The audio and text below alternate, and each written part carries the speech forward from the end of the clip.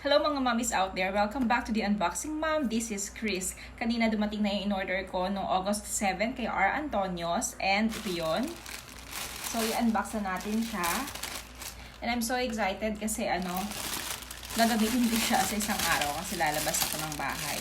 This is actually face mask. Pero, embroidered siya. Okay.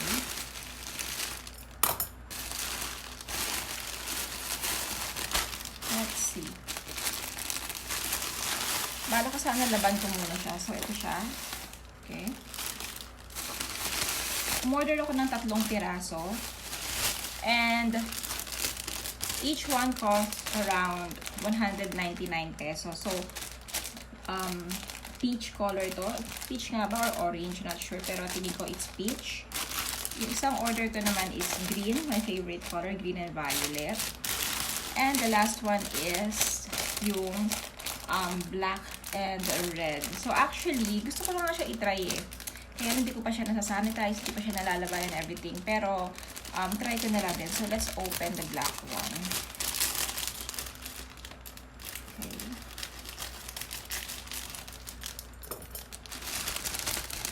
So ito siya. Embroidered siya actually guys. So, ayan siya.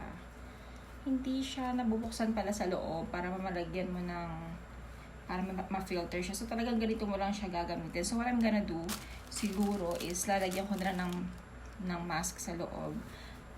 Ito yung kasama niyang pouch. So lahat sila may kasamang pouch. Again, 199 pesos to. Ayan, yan ang makakuha mo. Silang 3. Bali, 199 each. 3 binili ko. So, on total is 597. Plus the shipping. Medyo napamahal ako sa shipping kasi galing siya sa Bacoor, Cavite. Nandito ako sa Manila. So, 115 ang shipping niya. Arim Express ang ginamit. So, ang total na binayaran ko together with the shipping is 712. In-order ko siya noong August 7. Dumating kanina August 11. 7. So, 8, 9, 10, 11. So, 4 days ang hinintay ko sa kanya, and it's worth it naman guys. Maganda siya. So, try natin. Na-excite ako i-try. Pero gagamitan ko muna ng ganito. Okay. Try natin dito. So, actually, ganito talaga bala ko eh. Tignan ko kung pwede siya ng ganito. Pero feeling ko maliit yung maliit siya. So, lalabas. Yeah, lalabas siya. Okay. Pero siguro parang i-adjust ko na lang to sa loob. So, parang ganyan. Diba? Ayoko kasi ng yung tela lang. Mas gusto ko meron siyang kasamang filter sa loob. Nafi-filter siya kahit paano. Hindi ako kasi sure kung gaano ka-effective kapag cloth lang. Kasi parang nabalitaan ko dati na parang hindi effective kapag tela lang yung face mask na ginagamit natin. So, kailangan for me so mas gusto ko siya lagyan ng siguro ng mask muna, face mask sa loob bago ito, parang pang forma lang siya, tapos dali mo na lang yung pouch kung gusto mo. So siguro adjust ko na lang tong mask ko na to, ganyan, and mabango siya, feeling ko nilaban siya, malinis siguro kasi mabango yung tela eh. Siguro pag in-adjust ko na ganyan, pwede na. Pero gusto ko talaga meron pang suot nito para doble-doble. Di ba? Or siguro pag may kukunin ka sa bahay, para para hindi, may order sa dumarating, pang salubong mo sa mga tao, pwede siguro to. So yan, ganyan siguro mangyayari. So, I want to try the others. Tignan natin. Open na rin natin yung green.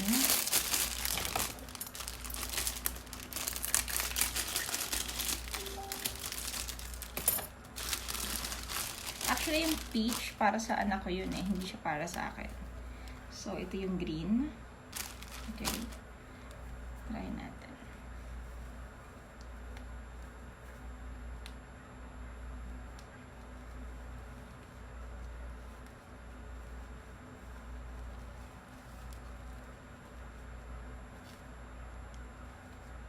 Ayan. So, what do you think guys? Ang ganda niya, di ba? And then yung pouch. Nice. Ang cute niya. And yung last color.